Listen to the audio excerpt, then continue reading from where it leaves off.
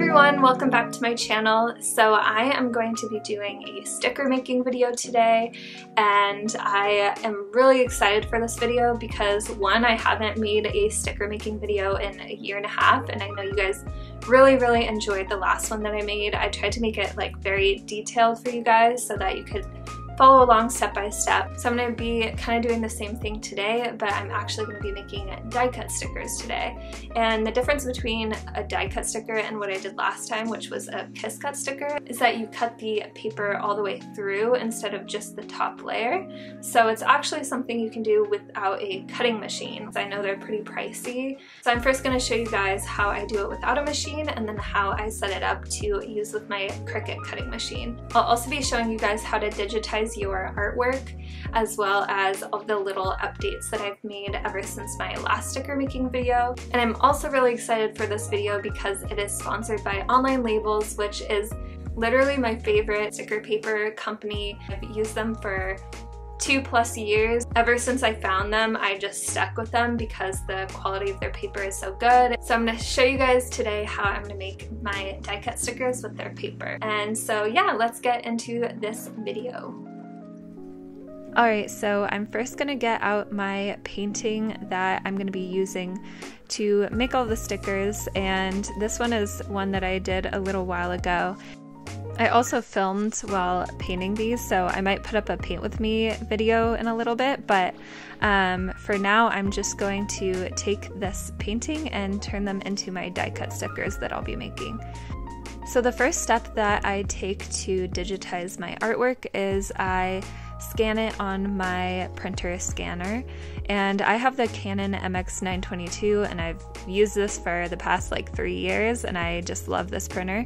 It's not super high-end or anything, but it does the job, and I kind of tweak some of the settings to get the best quality out of it. So I'll kind of show you guys what I do. But first I just select the whole area that I want to scan, and I turn the DPI to 600, and I also export it as a .png file. And I've noticed when doing these two things, I notice that I get way more detail out of my scans. And if you don't have a scanner, then you could totally just take a picture and edit it, like I'll be doing right now on my iPad or whatever editing software you have. So I use my iPad Pro for this because it just works really easily for me, and I really do everything on my iPad. But if you don't have an iPad, but you have something like Photoshop or another photo editor, you could totally use that instead of doing this. So I'm just going to airdrop that to my iPad, and I'm going to set up my iPad and the painting so that they're side by side, because I noticed that sometimes the scanner doesn't really get all of the detailing or the colors correctly, so I usually have to tweak it a little bit to kind of get it the same as the original painting. And to do this, I actually upload it into an app called Adobe Lightroom, and you can actually get this on your computer as well, but I believe the app on the iPad is totally free to use. So I just go into this app and I mess a little bit with the color settings as well as the lighting settings. I usually decrease the highlights and the shadows and the blacks, and this kind of makes it more contrasted, and also the white background is way less textured, so I do that, and then I kind of compare the two. Usually when I have a lot of like warm colors, I kind of have to tweak the color settings because the magenta just stands out way too much. So I kind of like to do that, and then I upload it into an app called Procreate. So this is the app that I'm sure you guys have heard me talk about if you've watched any of my past videos, but I basically use this for all of my digital artwork, and also how I kind of set up my stickers before I print them out and cut them. So I'm going to copy and paste each individual design into a new document, and I'm going to be able to kind of like place them where I want them, and also create all of the cut lines that I need for my stickers. So when I do this, I take my cutting tool and I kind of just outline exactly where I want the die cut sticker to have an outline surrounding it. And this doesn't have to be too precise because I'm going to go back in later and outline everything so that the lines are super smooth, but I just do it to get a general sense of where I want my outline to be. And then I make the background transparent so I can kind of see where the lines are and what I need to kind of fix in the process. And I usually use a very small brush to do this. I usually use the Studio brush pen and I make it a very small size. Because if you use a larger size, I've noticed that it's a little bit more pixelated and you get these tiny dots surrounding each one of your stickers. So this method kind of eliminates that problem.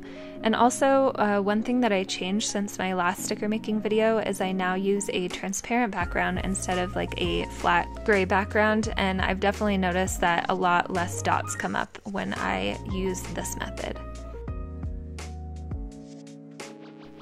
So when you're making stickers by hand, you want to put some sort of border around each sticker design. That way when you're cutting the stickers out, you know kind of where to cut along the edges. So I'm going to do this with each of the different designs that I set up.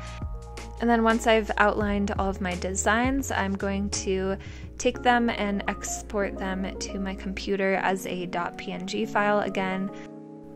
So once that's sent over to my computer, I open up Microsoft Word and I'm just gonna use this app to basically resize it and then print it out. But before I print, I have to get all of my sticker paper that I'm gonna use. And this is basically my whole collection of Online Labels sticker paper. I have like 5 different types of sticker paper from them. The first one that I use a lot for my Kiss Cut stickers is the white matte sticker paper. And then I also use the clear gloss for my Kiss Cuts, which has a totally transparent background when you take it off the actual paper. I also wanted to try something fun sometime and use this brown craft paper for some stickers. I just recently got this one, so I haven't been able to use it yet, but I'm really excited to make some stickers with that one. And then the 2 that I'll be using in this video are actually the white gloss and the weatherproof. And these both have a glossy finish and are great for the die cut stickers that I'm going to be making today. The only difference between them is that the weatherproof is definitely more resistant to humidity, water, and discoloration. So I like to use this for like the outside of my water bottles or journals. One thing that drew me to Online Labels was the amount of different kinds of sticker paper they have. I usually do the 8.5 by 11 sticker paper, and when you go in there, they literally have a huge list of different sticker papers you can choose from. They have gold, they have different colors, and I also love that you can select any quantity you want. So if you only want 10 sheets, you can totally do that. It is a little bit cheaper to buy in bulk, so I usually buy like 500 because I make them so much, but back when I was first starting my shop, this was really useful for me because I didn't need hundreds of papers. But yeah, this is the only sticker paper that I use now ever since I found out about them, and is probably the only sticker paper that I will ever use. So I just put in the white glossy sticker paper, and I'm going to change some of my print settings. I'm just gonna up the intensity and the contrast and make sure I use the glossy photo paper option on high quality. And with these settings, I usually get the most out of this printer. I do have a cheaper printer, but honestly, using a higher quality sticker paper like this one and also messing with the contrast settings will totally do the trick. So now I'm just cutting out each design with scissors. I think this is a super easy way to be able to cut out your stickers without a fancy cutting machine or anything like that. Obviously, if you're making stickers in bulk, then this would probably not be an ideal way to do it, but it's good for if you're just doing it for your own journal. So I do notice that the stickers are a little bit blurry and they also have some little dots on them. So I'm just gonna put right here for you guys kind of some causes for that and also some possible solutions for it. But I think it's a little bit blurry because I was kind of manipulating the images a lot. I was rotating them, I was resizing them, so I'm just cleaning up the outsides and also sharpening those images. So now I'm going to show you guys my preferred way of making stickers, which is with my Cricut machine. So I'm going to open Design Space and add a new project, and I'm going to upload all of those images that I was using before. I did take off those gray borders though that I was using for the cut when I did it with scissors, and that way it's just a clean, transparent line around it. I'm just checking to make sure that the background and the edges are nice and clean, and then I'm going to save that as a print then cut image, which basically means you'll be able to print out the design and then cut it with your machine afterwards. So I'm just going to upload each one of those designs in. And once all of my images are uploaded, then I can start making my project. So I'm just going to select the design that I want to insert into my project, and I'm going to drag it to the corner just so I can get the sizing correct. And you generally want to get it as close to 9.25 by 6.75 because that is the max dimensions that it will allow you to do. I kind of want to make them a little bit larger of a die cut than I normally do, so I'm going to really make it as large as I can go. And then I'll just repeat that for all of the designs that I did.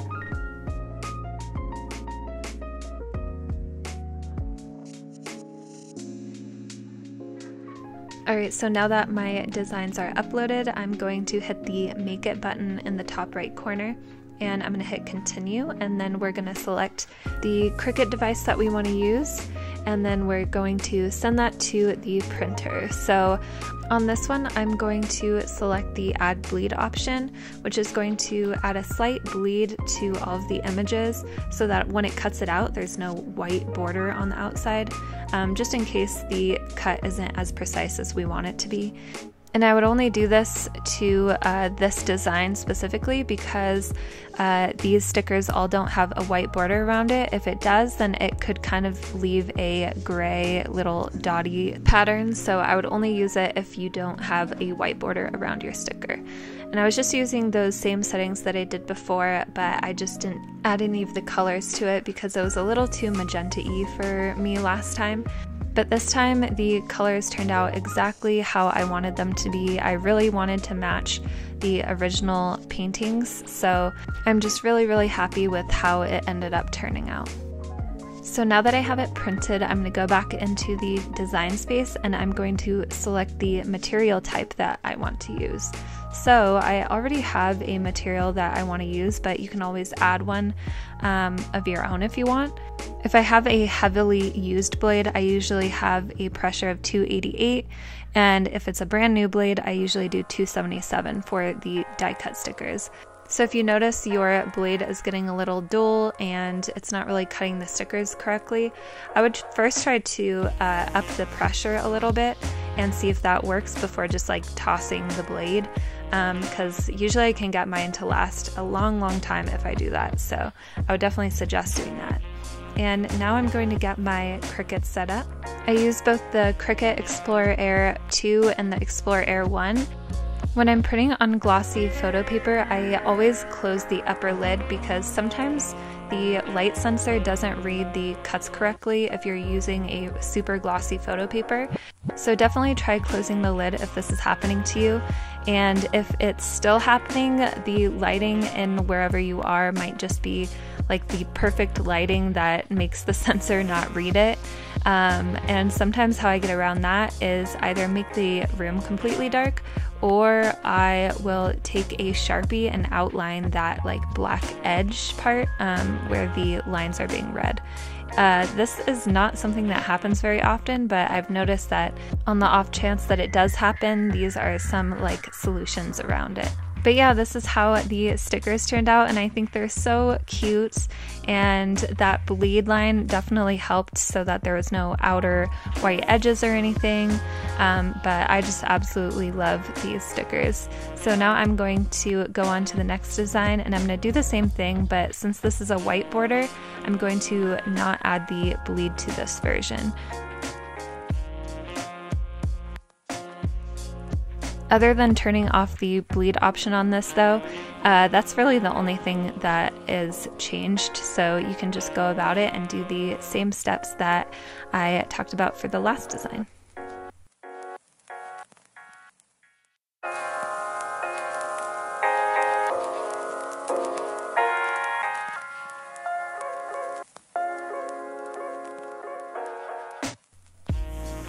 And that is the last of the cuts that I had to do for this sticker set.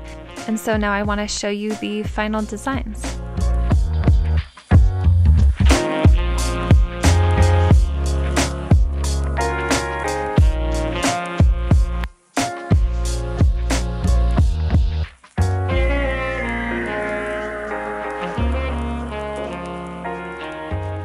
So the first thing I do once all of my stickers are made is I try them out on either paper or my journal.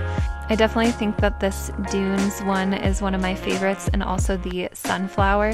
And I really like this leaf with the little rainbow on top. So I'll probably put this on my water bottle later when I make the weatherproof version. But I'm just so excited about these, and I really want to create a cute little packaging idea to package all the stickers in. So I'm going to show you guys how to make a little label for your stickers in case you want to give your stickers as a gift or sell them in your own shop.